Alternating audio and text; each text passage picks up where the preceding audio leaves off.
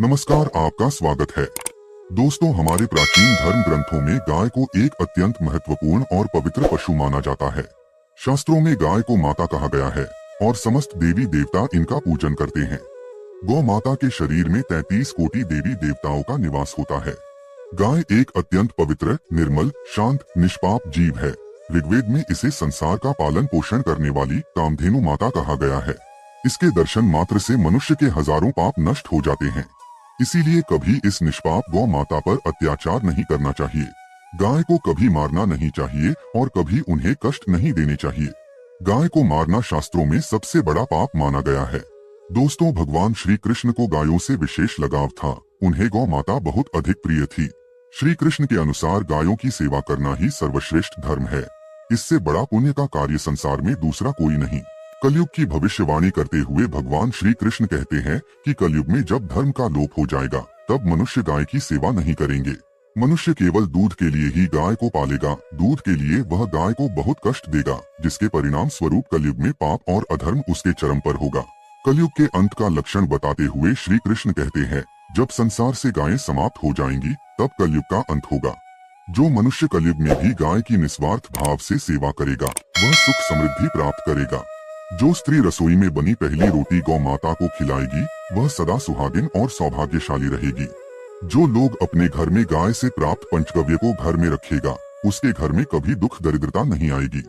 दोस्तों, हमारे धर्म के सभी शास्त्रों में गाय की सेवा को ही सर्वश्रेष्ठ माना गया है। जो व्यक्ति प्रतिदिन किसी न किसी तरह से गौ माता की सेवा करता है वह सबसे अधिक पुण्यवान बन जाता है। गांव में तो मनुष्य को गाय की सेवा करने का अवसर प्राप्त होता है, लेकिन शहरों में गाय के दर्शन आसानी से नहीं हो पाते हैं। इसीलिए मनुष्य को गौशाला में जाकर गाय की सेवा करनी चाहिए अथवा गौशाला के लिए दान धर्म करने चाहिए। इसके अलावा आप अपने घर में ही गौ माता की मूर्ति रखकर उनकी पूजा जरूर करें। इससे भी माता कामधेनु का आशीर्वाद प्राप्त होता है। शास्त्रों में गौ माता को माँ लक्ष्मी का रूप माना गया है। इसीलिए उनकी पूजा करने से दरिद्रता दूर होती है। प्राचीन काल से ही गौ माता की सेवा और संरक्षण करने की परंपरा चली आ रही है। कई ऋषि मुनि अपनी कुटिया में गायों का पालन करते थे तथा राजा महाराज गायों का दान करते थे। गायों के दान को सबसे बड़ा दान कहा गया है। गाय का दान करने से सभी जन्मों के पाप नष्ट हो जाते हैं और मनुष्य को मोक्ष की प्राप्ति होती है।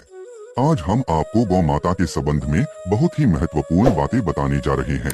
गाय की पूजा कैसे करनी चाहिए, गाय को कौन सी चीजें खिलाने से कौन सा फल मिलता है तथा गाय के किस अंग को स्पर्श करने से दरिद्रता दूर होती है आदि के बारे में हमारे शास्त्रों में बहुत ही महत्वपूर्ण ज्ञान दिया गया है। हमारी अत्यंत पूजनीय गौ माता के बारे में आप सभी को यह बातें अवश्य जान लेनी चाहिए। इससे आपके जीवन से सभी प्रकार के कष्ट दूर होंगे। दोस्तों, कई बार महिलाएं जाने अनजाने में गाय को कुछ चीजें खिला देती है जिससे माँ लक्ष्मी क्रोधित हो जाती है। शास्त्रों में कहा गया है कि ये चीजें गाय को कभी नहीं खिलानी चाहिए। इससे मनुष्य के जीवन में दुर्भाग्य आता है और उसे किसी भी कार्य में सफलता नहीं मिलती है। तो चलिए जान लेते हैं गौ माता के विषय में महत्वपूर्ण नियम। सबसे पहली बात है दोस्तों, गौ माता के दर्शन करना बहुत शुभ होता है। शास्त्र कहते हैं रोज सुबह गाय के दर्शन होने से पुण्य की प्राप्ति होती है और सुबह गोबर के दर्शन होने से लक्ष्मी की प्राप्ति होती है। अगर किसी महत्वपूर्ण कार्य के लिए जा रहे हैं और अचानक ही गौ माता आपके रास्ते में आ जाती है तो वह कार्य निश्चित ही सफल हो जाता है। किसी भी यात्रा पर निकलते समय अगर गौ माता के दर्शन हो जाए तो वह यात्रा सुखपूर्वक पूर्ण हो जाती है, इसमें संशय नहीं है। ज्योतिष शास्त्र के अनुसार कुंडली में यदि पितृ दोष होता है तो अन्य उपायों के साथ साथ गौ माता को प्रतिदिन रोटी और घास खिलाने से लाभ होता है और पितृ दोष से मुक्ति मिलती है।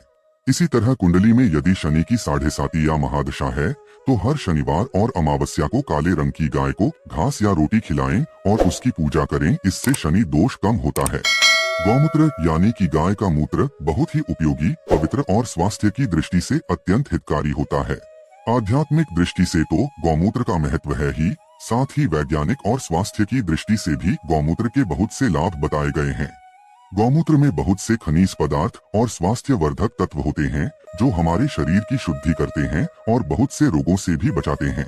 साथ ही गौमूत्र छिड़कने से वातावरण में शुद्धता और पवित्रता व्याप्त हो जाती है।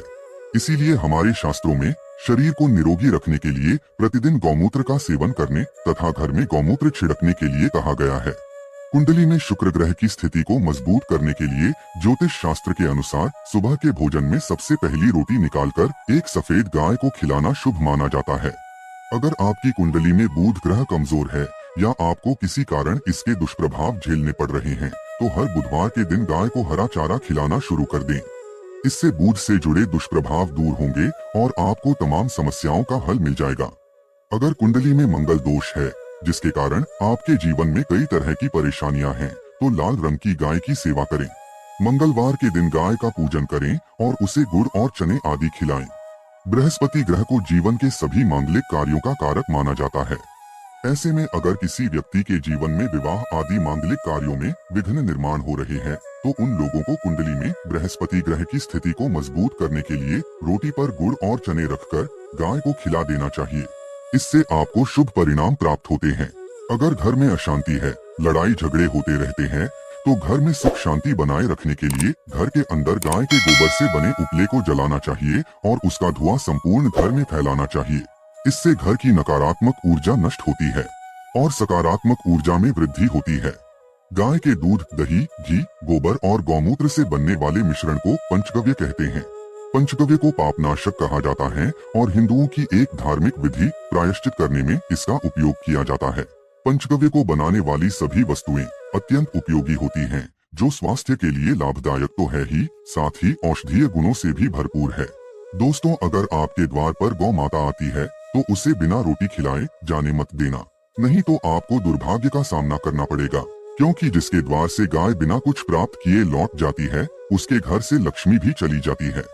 प्रत्येक स्त्री को प्रतिदिन गाय के लिए एक रोटी बनानी चाहिए और प्रेम से गौ माता को खिलानी चाहिए। इससे गौ माता का आशीर्वाद प्राप्त होता है और मन की इच्छाएं पूर्ण होती है। कुछ लोग गौ माता को बासी भोजन अथवा जूठन खिला देते हैं। इसे शास्त्रों में पाप माना गया है। आप किसी अन्य पशु को खिला सकते हैं, लेकिन गाय को कभी जूठन नहीं खिलाना चाहिए। भूख लगने के कारण गौ माता उस अन्न को ग्रहण तो कर लेती है, लेकिन इसका पाप उस व्यक्ति को लगता है जो गौ माता को ऐसा बासी भोजन खिलाता है। गाय एक शाकाहारी और पवित्र पशु है, इसीलिए गाय के भोजन में कभी मांस, अंडे आदि चीजें नहीं डालनी चाहिए। ऐसा करने से महापाप लगता है। यदि आपकी कुंडली में चंद्र दोष है और जिसके कारण लगातार परेशानी उठानी पड़ रही है, तो आप ये एक उपाय जरूर करें। आप रोटी पर सफेद मक्खन, नमक और घी लगाकर गौ माता को खिला दे। यदि शनि दोष है, तो आटे में थोड़े काले तिल मिलाकर रोटी बनाकर गौ माता को खिला दे। इससे शनि दोष समाप्त होता है। मंगल दोष को दूर करने के लिए रोटी पर हल्दी लगाकर गाय को खिलाना चाहिए। अगर घर में धन की समस्या है, तो गुरुवार के दिन गाय को केले का फल खिलाना चाहिए। इससे दरिद्रता दूर होती है। दोस्तों, गौ माता की पीठ पर एक उभरा हुआ कुबड़ होता है। उस कुबड़ में सूर्य केतु नाड़ी होती है। जब भी आपके द्वार पर गौ माता पधारे, आप इस कुबड़ को एक बार जरूर स्पर्श करें।